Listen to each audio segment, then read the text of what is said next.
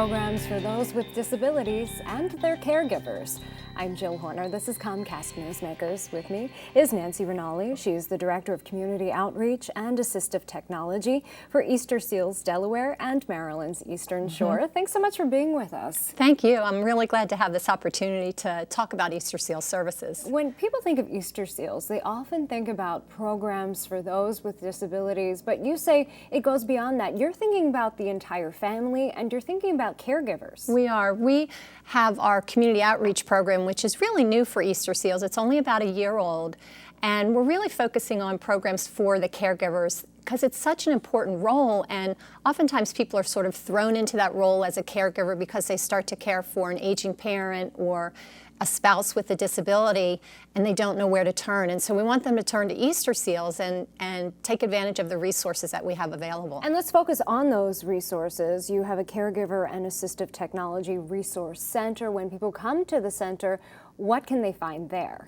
Well, we have a case manager on staff now, and because of our partnership with the Division of Services for Aging and Adults with Disabilities, DSAPD, that we're able to provide just general resources for people. They might come and ask, how do I find out about assisted living for my mom? Or how can I get transportation for my dad to come to therapy? Or, you know, my daughter is getting older, how do I make modifications to my home? So really a variety of different resources at this one location. Yes, yes. And it's a resource center not only for information, but we have a lot of assistive technology there. And people often don't know what assistive technology is, but it's really tools to help people be more independent in their everyday lives. And because of technology, people may be able to remain in the home. Absolutely. And we have examples. We have about a 3,000 square foot resource center, and people can come in and see examples of how do I adapt my kitchen, or what can I do to make my bathroom accessible, or I want to keep bowling, but now I'm in a wheelchair. Do you have anything that I can use for that? And we have examples of all of those things. We don't sell anything out of the resource center, but we can show people things that are out there and give them ideas about where they can purchase it. Because you don't sell it, there's no pressure when you come in the resource center to actually purchase these products.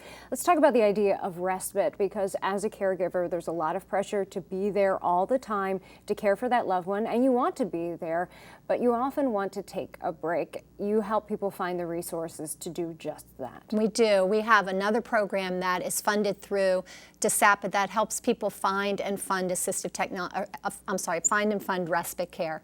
And we can offer up to $500 grants to people to pay a neighbor or a family member to help take care of that loved one, so you can take a break and maybe just read a book or go out and take a walk and sort of rejuvenate yourself, and you become a better caregiver by taking care of yourself. Beyond respite programs, there are opportunities for alternative financing programs.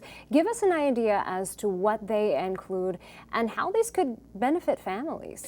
Well, we talked about maybe a child that's getting older and you need to modify your home. And if you use the alternative financing program and use our lending partners, you may be able to get a lower interest rate than if you go directly to a bank to get a home equity loan or another loan.